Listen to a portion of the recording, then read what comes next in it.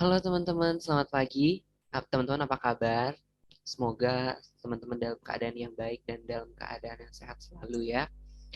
Oke, hari ini teman-teman kami akan mempresentasikan dan memaparkan materi mengenai kreativitas ya teman-teman. Satu hal yang sudah sangat umum, sudah sangat lekat dengan kehidupan kita para mahasiswa maupun siswa di sekolah gitu ya. Dan hari ini kami akan mempersempit pembahasan pada 4 tahapan proses kreatif, teman-teman gitu ya. Mungkin hal ini teman-teman belum tahu ya, makanya nanti kita akan sama-sama belajar tentang 4 tahapan proses kreatif di dalam kreativitas. Boleh di next? Ya, berikut ini adalah anggota dari kelompok kami. Yang pertama ada saya sendiri, Jeremia, ada Jessica Andrea, dan yang terakhir ada Inayah Asdini Kamsar.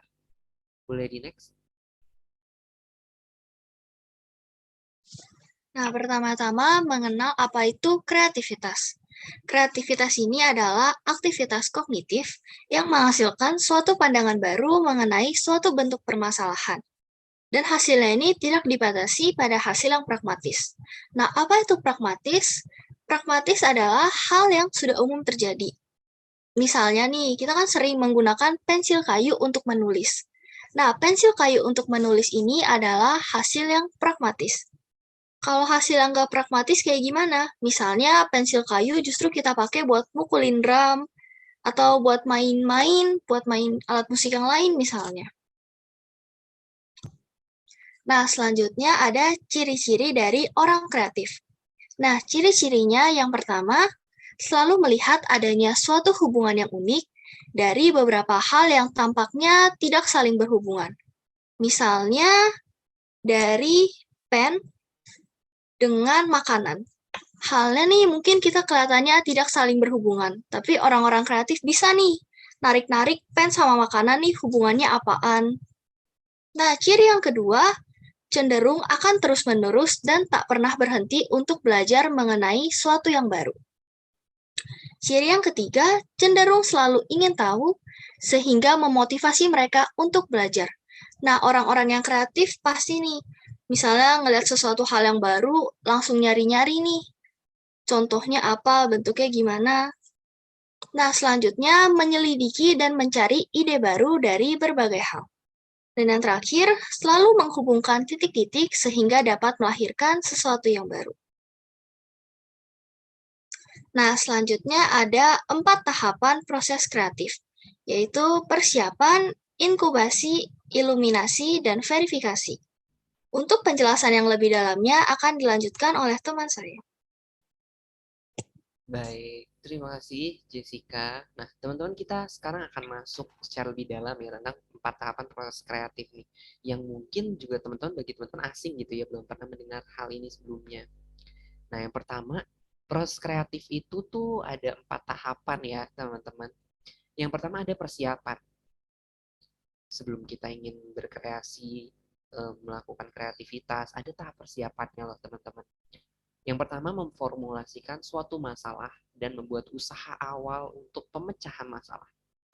Pada tahap ini pula, ide datang dan timbul dari berbagai kemungkinan. Jadi pada tahap persiapan nih, teman-teman. Biasanya teman-teman ini mulai mengidentifikasi masalah. Gitu. Mulai melihat apa sih masalah-masalah yang ada pada kedua hal gitu. Apa sih hubungan yang bisa diambil dari kedua hal yang tidak berhubungan? Dan biasanya teman-teman membuat strategi awal, membuat usaha awal gitu ya teman-teman untuk memecahkan masalah yang ada nih di depan teman-teman gitu. Nah, makanya pada tahap ini ide itu datang dan timbul dari berbagai kemungkinan. Pada tahap ini penuh dengan berbagai kemungkinan ya teman-teman. Nah, kemudian setelah itu kita akan masuk ke tahap kedua yang disebut sebagai inkubasi. Nah, di tahap ini sebenarnya teman-teman, ini tuh masa di mana nggak ada usaha yang dilakukan oleh teman-teman gitu ya secara langsung untuk memecahkan masalah.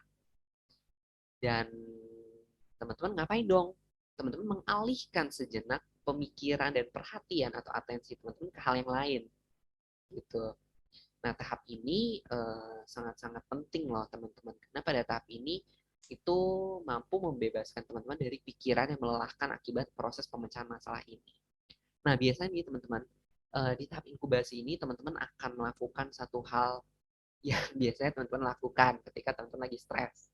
Contohnya nonton, makan, tidur, gitu. Itu tahap proses inkubasi loh, teman-teman. Karena teman-teman membebaskan pikiran teman-teman secara sejenak gitu kan, dialihkan atensinya untuk tidak terfokus pada pemecahan masalah gitu kan.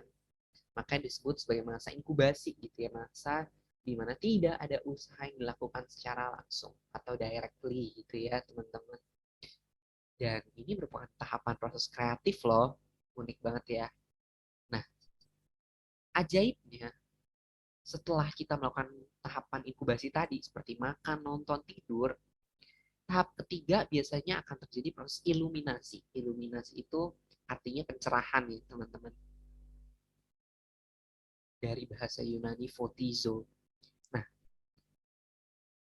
pada tahap iluminasi, biasanya teman-teman mulai memperoleh insight atau pemahaman yang mendalam dari masalah tersebut gitu. Nah, pada tahap ini biasanya teman-teman tuh menemukan semacam jalan terang gitu ya. Kalau di kartun-kartun biasanya ada bohlam lampunya ya teman-teman di atas kepala gitu ya. Karena seakan-akan permasalahan jalan menuju permasalahan itu lebih terbuka dan lebih terang ya teman-teman. Teman-teman jadi lebih jelas dapat melihat permasalahan tersebut gitu ya. Dan biasanya pada tahap iluminasi ini teman-teman akan memiliki emosi gembira yang meluap-luap karena teman-teman merasa sudah mendapatkan atau akan segera mendapatkan jawaban dari permasalahan yang ada gitu ya teman-teman. Nah, terakhir nih, tahapan terakhir dari proses kreatif itu ada yang disebut sebagai verifikasi. Nah, ini tahapan akhir dan kelanjutannya sebetulnya dari tahapan sebelumnya, dari iluminasi. Di tahap verifikasi ini kita menguji pemahaman yang telah didapat dan membuat solusi. Nah, jadi pemahaman yang kita udah dapat nih dari iluminasi, oh, yang harus saya buat tuh ini. Nah, itu kan kita dapat dari tahapan iluminasi ya, teman-teman. Nah, di tahap verifikasi kita menguji pemahaman itu dan mulai membuat solusi. Gitu. Setelah pemahaman tersebut diuji, oh ini kayaknya bisa nih. Kemudian kita buat solusinya. Kita rangkai, kita susun strategi, kita susun bahkan tahapan-tahapannya ya. Tahapan-tahapan penyelesaian masalahnya. Nah, di sini diperlukan pemikiran kritis. Kita perlu mengkritisi segala hal yang kita dapatkan dari proses-proses sebelumnya. Mana yang efektif dan efisien, mana yang tidak. Dan kita juga perlu berpikir secara konvergen ya, teman-teman. Memilih satu jalan keluar dari permasalahan yang benar-benar efektif dan minim dalam resiko. Gitu ya, teman-teman.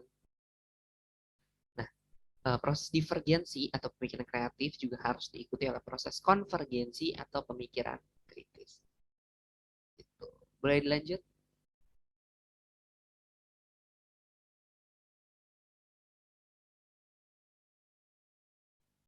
Ya, terima kasih.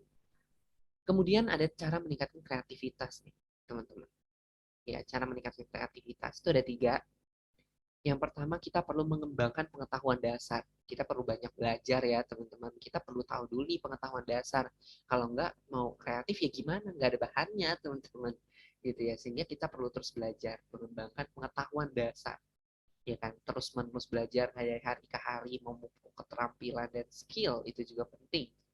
Ya kan, sebab pengetahuan dasar itu tidak melulu soal kecerdasan intelektual atau akademik, tapi juga kecerdasan keterampilan hidup atau life skill education. Skill itu penting. Nah, menciptakan atmosfer yang tepat untuk kreativitas. Kita perlu mendukung diri kita sendiri ya teman-teman untuk melakukan proses kreatif gitu ya. Kita perlu mencari atmosfer lingkungan yang tepat, yang penuh dengan stimulus yang mampu merangsang kita untuk jadi kreatif gitu kan. Sehingga kreativitas tersebut dapat timbul, dapat terangsang, dapat terstimulir dari dalam diri kita sehingga kreativitas tersebut dapat diluapkan, kita hasilkan, kita produksi gitu ya teman-teman. Ciptakan atmosfer atau lingkungan yang tepat.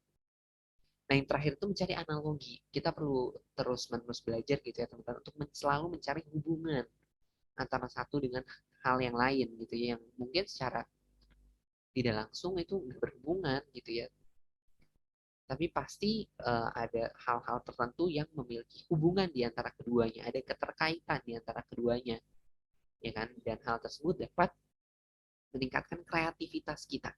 Ingat, kreativitas adalah aktivitas kognitif, yang adalah aktivitas yang ada dalam otak atau pemikiran kita yang melibatkan proses pemrosesan informasi ya teman-teman, tentu saja kalau sudah bicara tentang otak gitu ya, proses kognisi gitu teman-teman, cara meningkatkan kreativitas. Teman-teman boleh silakan coba ya di rumah masing-masing. Boleh di next. Nah, berikut pemaparan kami atas kreativitas. Terima kasih atas perhatiannya. Nah, selanjutnya akan ada contoh dari tahap kreativitas yang akan ditampilkan oleh salah satu teman kami, yaitu Inayah.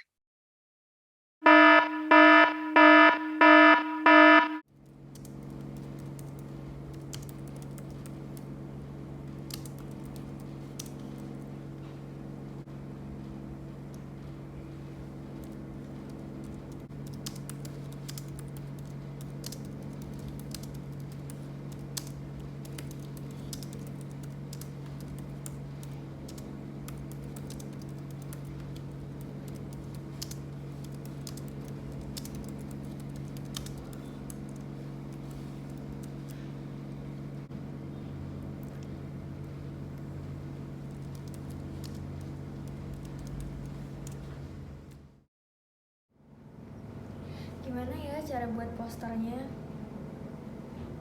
Mana pusing banget lagi mikirin tugas. Apa aku harus denger musik dulu ya biar refresh otak?